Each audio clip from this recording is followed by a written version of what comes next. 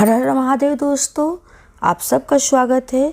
तो दोस्तों, छठ पूजा 2023 कब मनाया जा रहा है, कि किस दिन पड़ रहा है और कैसे किया जाता है, क्या इसकी विधि विधान है, वो जो है आज आप लोग के साथ मैं जो है शेयर करने वाली हूँ।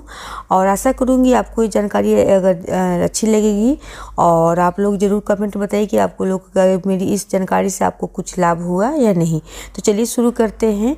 जैसे कि छठ पूजा का विशेष महत्व है।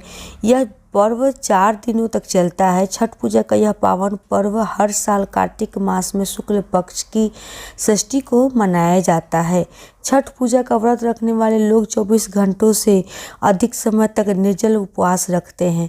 छठ पर्व का मुख्य व्रत षष्ठी तिथि को रखा जाता है, लेकिन यह पर्व चतुर्थी से आरंभ होकर सप्तमी तिथि को प्रातः सूर्योदय के समय अर्घ्य देने के बाद समाप्त होता है। 4 दिनों तक चलने वाले इस पर्व की शुरुआत इस साल कब से हो रही है, इसके बारे में हम आपसे बात कर लेते हैं। जैसे कि आप लोग जानते हैं, यह छठ पर्व जो है मुख्य तौर पर बिहार का त्यौहार है, लेकिन उत्तर प्रदेश के कुछ हिस्से में भी छठ पर्व धूमधाम से मनाया जाता है। बंगाल में भी मनाया जाता है और भी जो है कुछ जो है मध्य प्रदेश में भी मनाया जाता है। छठ पर्व दिवाली के बाद पड़ता है। कार्तिक मास की अमावस्या को दिवाली मनाई जाती है और इसके बाद 6 दिन बाद यानी कि कार्तिक मास के शुक्ल पक्ष की षष्ठी तिथि को छठ मनाई जाती है। साल 2023 में छठ पूजा 17 नवंबर से शुरू होगा और 20 नवंबर को समाप्त होगा। यह व्रत संतान की लंबी उम्र, उत्तम स्वास्थ्य और उज्जवल भविष्य की कामना के लिए रखा जाता है।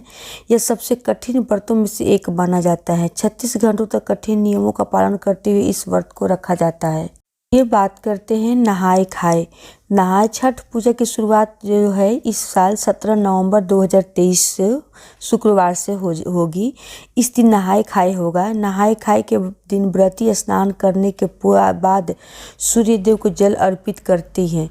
इसके बाद विधि विधान से पूजा करके सात्विक भोजन करती हैं। इस दिन भोजन में लौकी की सब्जी खाना अनिवार्य होता है। अब आते हैं खरना में क्या करना है, खरना में क्या क्या विधि होती है। तो जो है खरना 18 नवंबर 2023 को हो रहा है। 17 को नहाय खाए, 18 को खरना। तो 18 नवंबर 2023 शनिवार को खरना होगा। छठ पूजा के दूसरे दिन खरना में व्रती गंगा जल मिले पानी से स्नान करती हैं और पूरे दिन निर्जला उपवास रखती हैं। इसके बाद रात में छठ मैया की पूजा करके खीर पूरी या खीर रोटी बहुत जगह पे पूरी होती है, लेकिन कहीं कहीं पे खीर रोटी ही बनाई जाती है, क्योंकि जो पकवान जो होता है पकवान को नहीं बनाते, पकवान नहीं तलते, क्योंकि छठी मैया के सीधे जो है पूजा अर्घ देने के टाइम ही पकवान बनता है। तो खीर रोटी का प्रसाद खाया जाता है। इसके बाद व्रती 36 घंटे तक फिर से निर्जला उपवास करती हैं। खरना की रात को ही छठ पूजा का प्रसाद बनाया जाता है। कहीं कहीं पे खरना की रात को बनाया जाता है, वरना कहीं जिस दिन छठ होता है उस दिन सुबह से ही जो है प्रसाद की तैयारी षष्ठी के दिन लोग शुरू कर देते हैं। ज़्यादातर षष्ठी के दिन ही प्रसाद तैयार किया जाता है। तो षष्ठी का जो दिन आ रहा है वो पड़ रहा है 19 नवंबर 2023 को, जो कि सूर्य के छठ पूजा के तीसरे दिन डूबते सूर्य को अर्घ्य दिया जाता है। इस साल संध्या अर्घ्य रविवार 19 नवंबर 2023 को आप लोग नोट कर लीजिएगा को दिया जाएगा, षष्ठी का दिन जो पड़ेगा। और उगते सूर्य को अर्घ्य छठ पूजा के चौथे और आखिरी दिन जो है उगते सूर्य को अर्घ्य दिया जाता है। इस बार 20 नवंबर 2023 सोमवार को उगते हुए सूर्य को अर्घ्य दिया जाएगा। अब बात करते हैं छठ पूजा का शुभ मुहूर्त कब है। 19 नवंबर 2023 सूर्यास्त का समय 5:26 है और 20 नवंबर 2023 सूर्योदय का समय 6:47 पर है। तो उस समय जो है अर्घ्य हम दे सकते हैं शाम को और सुबह में। जो टाइम आपको मैंने यहाँ पे बोला वो आप लोग नोट कर लीजिएगा। तो चलिए अभी हम बात कर लेते हैं छठ पूजा का महत्व और विधि। जो है दूसरे अगर जो नहीं जानते, दूसरे स्टेट के हैं और छठ के बारे में उनको जानने की उत्सुकता है, तो उनको भी जानकारी शायद अच्छा लगेगा कि छठ क्या है और उसकी कैसे विधि और क्या महत्व है। तो छठ पूजा में छठी माता की पूजा उपासना की जाती है और भगवान सूर्य को अर्घ्य दिया जाता है। इस व्रत छठ पूजा में छठी माता की जो है उपासना की जाती है और भगवान सूर्य को अर्घ्य दिया जाता है। यह व्रत संतान के लिए रखा जाता है। यह व्रत बेहद कठिन होता है। इसमें निर्जला उपवास रखना होता है। मान्यता है कि छठ पूजा और व्रत करने से संतान सुख मिलता है, साथ ही बच्चे को बेहतर स्वास्थ्य मिलता है। वह जीवन में सफलता ऐश्वर्य पाता है।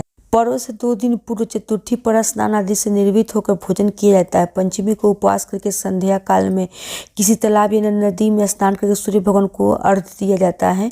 इसके बाद अलोना भोजन किया जाता है। षष्ठी के दिन सुबह स्नान आदि के बाद संकल्प लिया जाता है। पूरा दिन निराहार निर्जला रहकर पुनः नदी या तालाब पर जाकर स्नान किया जाता है और सूर्य देव को अर्घ्य दिया जाता है। बांस के सूप में केला एवं अन्य फल, अलोना, प्रसाद आदि रखकर इसे पीले वस्त्र से ढक देते हैं। एक दीप जलाकर सूप पर रखा जाता है और सूप को दोनों हाथों से लेकर निम्न मंत्र का उच्चारण करते हुए 3 बार अस्त होते हुए सूर्य देव को अर्घ्य दिया जाता है। छठ की जानकारी आप सबको कैसी लगी तो आप लोग कमेंट में ज़रूर बताइएगा, और अच्छा लगेगा हो तो जो है चैनल को सब्सक्राइब करने के साथ साथ में लाइक भी वीडियो को कर दीजिएगा और कमेंट में बताइएगा। चलिए दोस्तों, मिलते हैं एक नई वीडियो में नई जानकारी के साथ में। तब तक के लिए नमस्कार। हर हर महादेव दोस्तों।